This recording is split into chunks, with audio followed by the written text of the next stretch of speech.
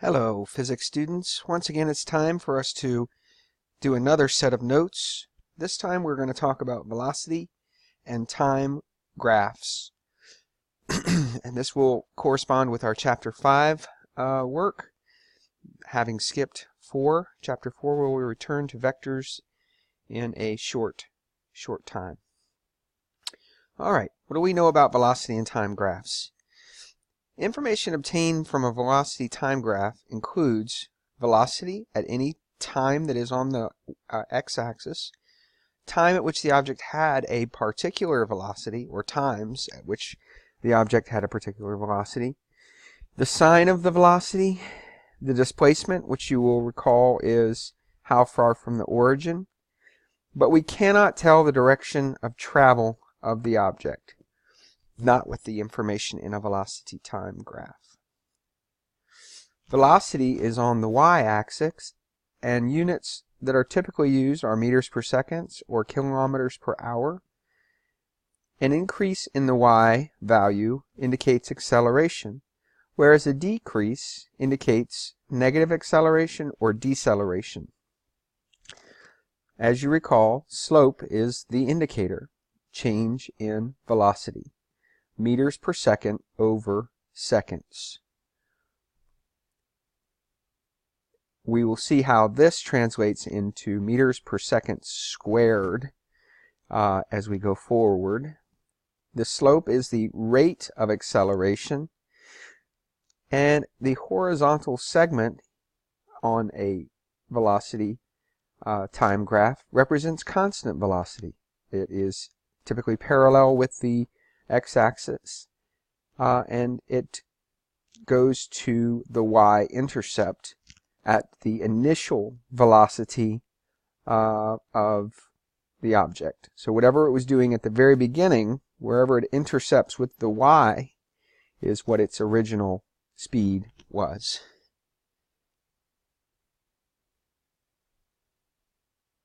Area under the curve, as demonstrated last week in class, will give the displacement during a given time interval.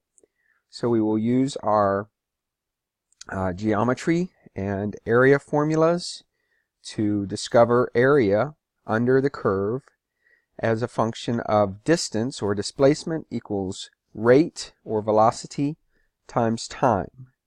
Noting again that the v is on the y-axis and the t is on the x. Functionally, it gives you a v times t. You can get area from that graphically. It will also give you the displacement. And the y-intercept, again, is the instantaneous velocity at time 0. At the very first moment, where was the velocity intercepting the y-axis? It gives you the speed, the velocity at the beginning of time 0. Curved segments show changing acceleration or deceleration.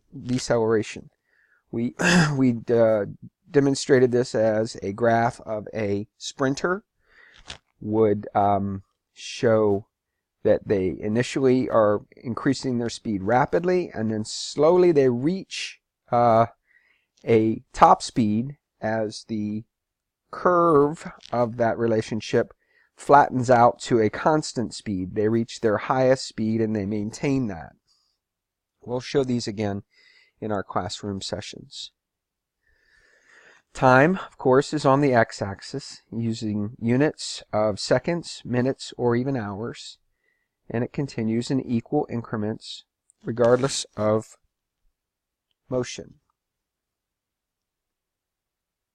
Here we see an example of a velocity time curve, and noting the areas with the dashed lines here, here, and here, we can observe that we can break these different increments into geometric shapes that can be solved for area, from which we will get the displacement, how far the object has traveled.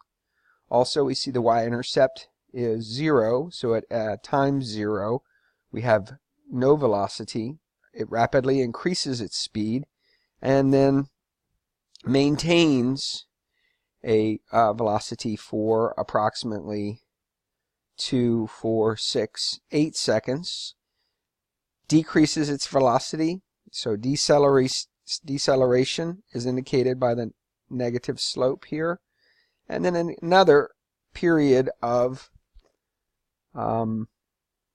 constant speed for 2 more seconds at the end. And we could get the area of this square, the area of this square, the area of this triangle, the area of this rectangle, and the area of this triangle for a total displacement. This is what we're working toward. Also, we're using this information to bridge over into our understanding of acceleration and time graphing. All right, this is a short set, but that'll get you started. I think many of the things we've done up until now will be supported in this inquiry, where we begin to use graphs instead of motion diagrams, and hopefully we will have a smooth transition into this. And I'll see you soon to work on problems and develop our understanding. Thank you.